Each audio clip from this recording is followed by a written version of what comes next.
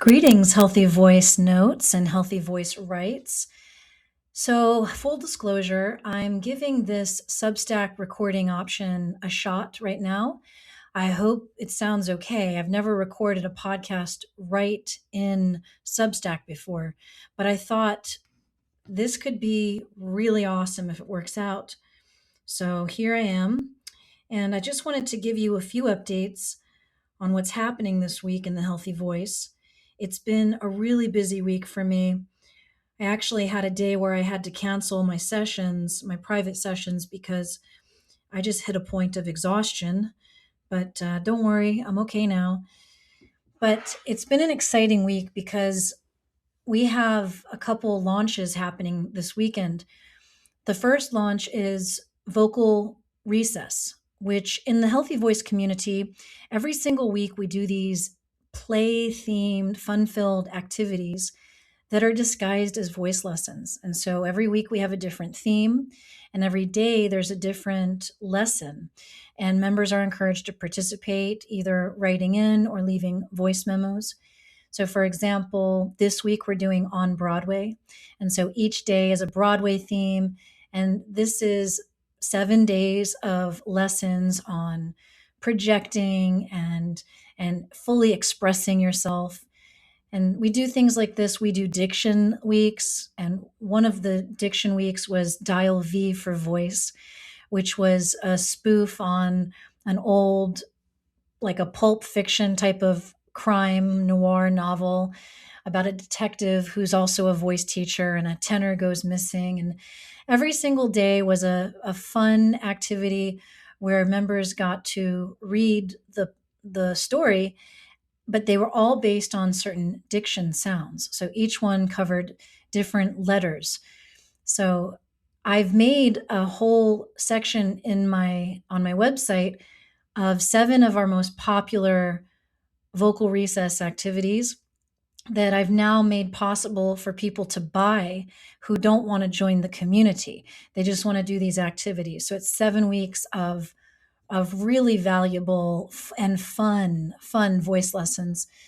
And I'll put a link in the description if you want to check it out.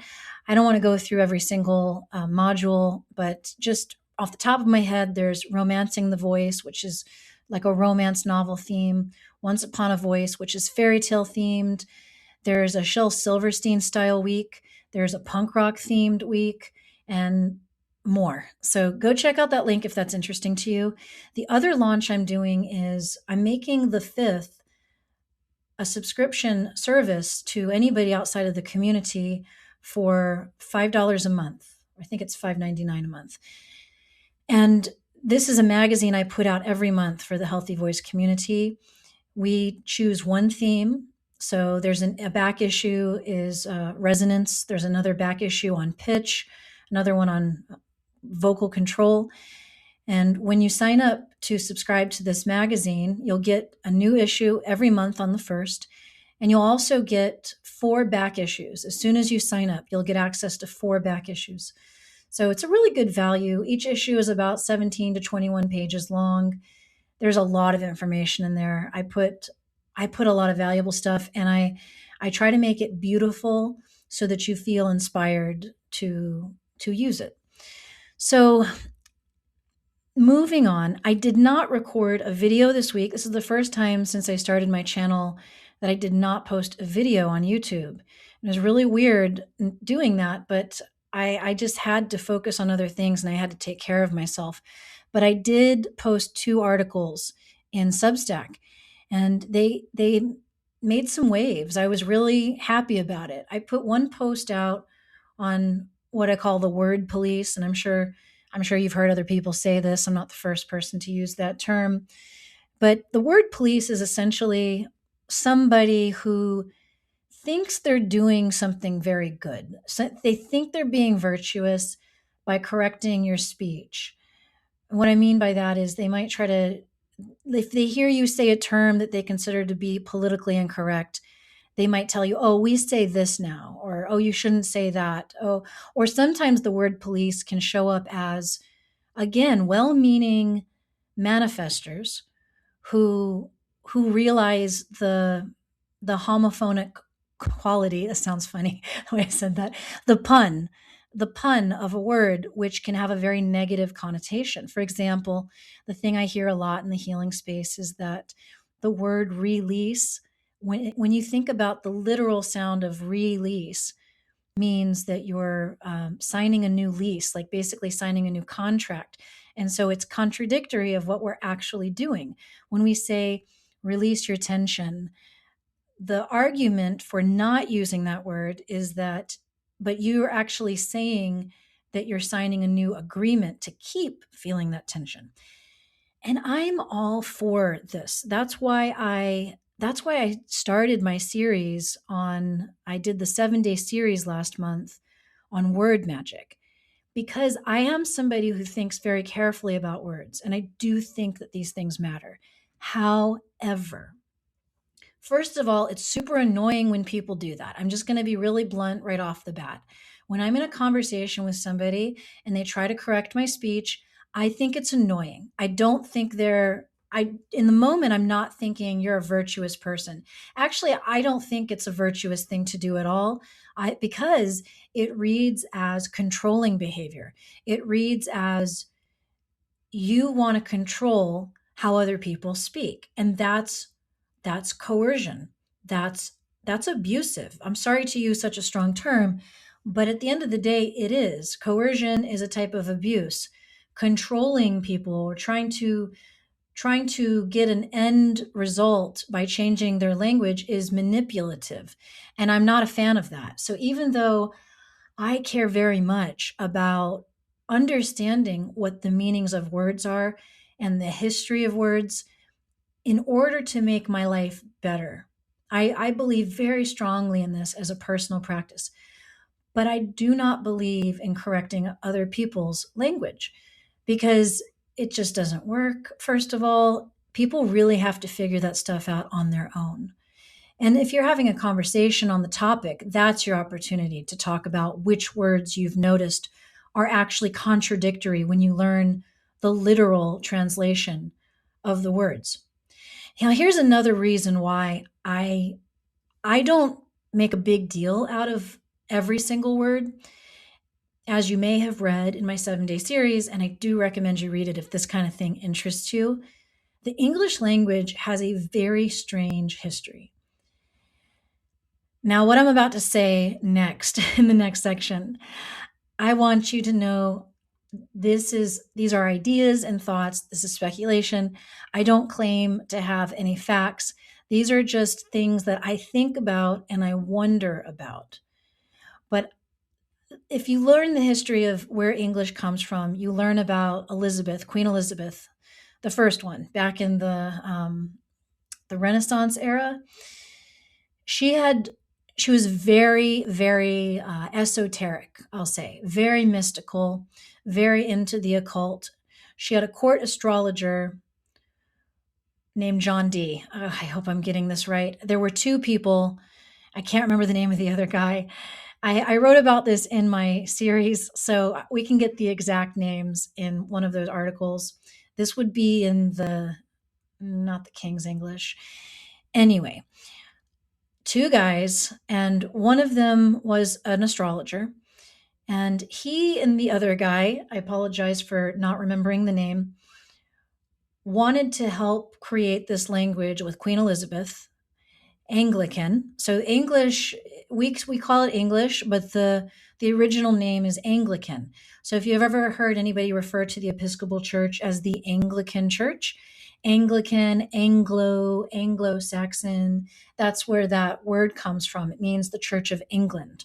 The Episcopal Church is the Church of England. And English is known as, it was called that because they wanted to call it the language of the angels.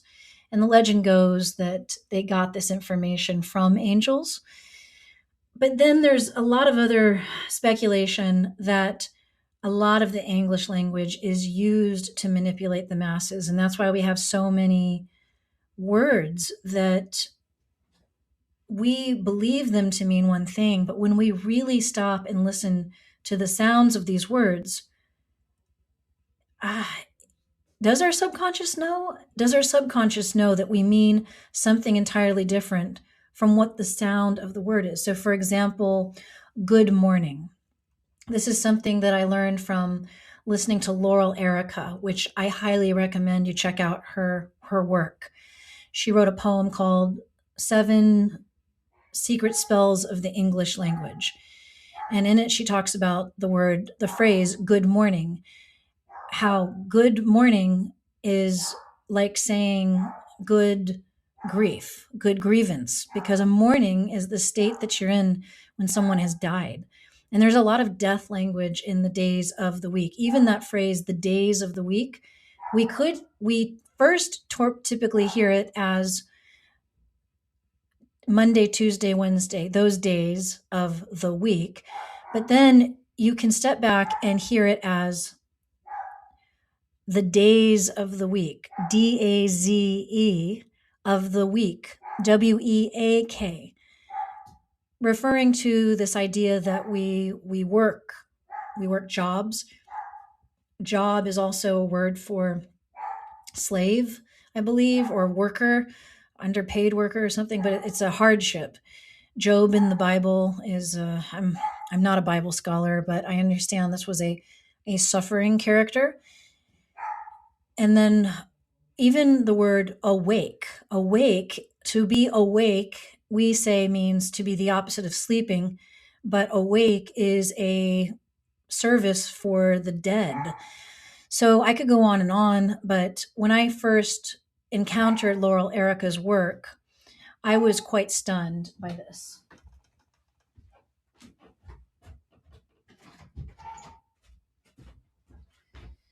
Sorry, my dog is going crazy. I had to shut my door. So I feel a little bit concerned about the English language because everywhere I look, and I've been at this for several years. I started getting interested in linguistics and etymology about 5 years ago, maybe 4 years ago. I started getting really serious about it. I read every book I could find on the topic. I even got a homophone dictionary, which is very rare to find. And I started obsessively going on Etymonline. It's an etymology dictionary you can get online. And every time I heard a pun, I would put it into the online dictionary to see what the history was. And sometimes I would uncover very disturbing meanings that go back to the Middle Ages with these terms that we use every single day and that are supposed to be innocent. One word that I bring up a lot is raise. I've mentioned this in a couple articles before. When you say that you were raised somewhere, we're thinking RAISE, which means to have been brought up.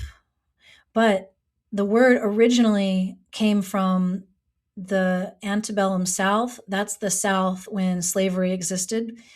And plantation owners raised their slaves. And when you think about what the pun is for raised, it's RAZED, and that means to burn something to the ground with the intention of building it back up again, which is why they used the word raise to describe people. And I grew up in a southern city and we used that word all the time. So obviously it's not used for just certain people, it's used for everybody in that culture. Now you hear it everywhere. I've heard people from all over the world using this term. It's just become just a normal phrase. And so with that information, do I stress myself out every time someone asks me, hey, where were you raised? Do I stop them and go, oh, you really shouldn't say that because that means blah, blah, blah. No, I don't do that. No, that would be so annoying. It would be annoying and it would be exhausting for me. And do I also, am I hyper vigilant about saying I was brought up as opposed to I was raised?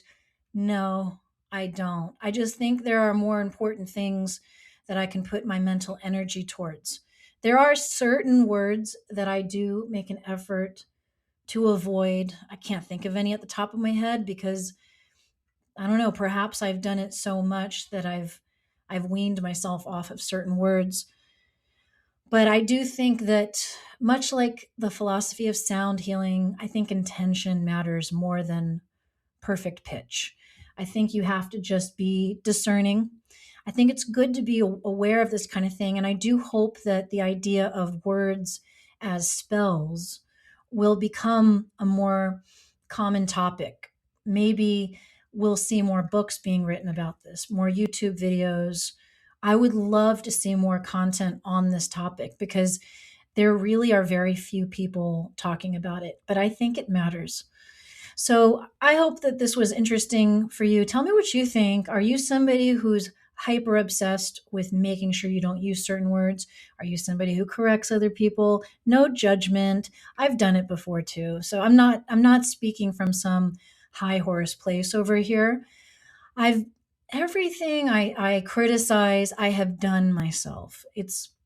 That's how I know it's annoying, because I can see in the past, I could see the reactions of people when I tried to correct their language. And I realized this is defeating the whole purpose. If I'm going to annoy people with my virtues, then it's not so virtuous, is it? Which is why I stopped doing it. But share with me in the comments what you think. And don't forget to check out the offerings, the fifth subscription or vocal recess. And if none of those are interesting to you, I still have my voice liberation method and my healthy voice community, which is awesome. And as I record this, we're going to be doing our second Courage Circle of the month tomorrow. I have 10 people signed up to share. It's a beautiful experience every month where members get to literally just share their voice while working through their nervous response. That's the whole point of the Courage Circle, because it's very hard to speak with ease if you have a nervous mind while doing so. And so we do the Courage Circles in order to overcome the nervous response. All right, everybody, make sure you subscribe and share this. If you enjoyed this, if you made it to the end, share it with somebody. And I'll see you guys, or I'll talk to you guys in the next one.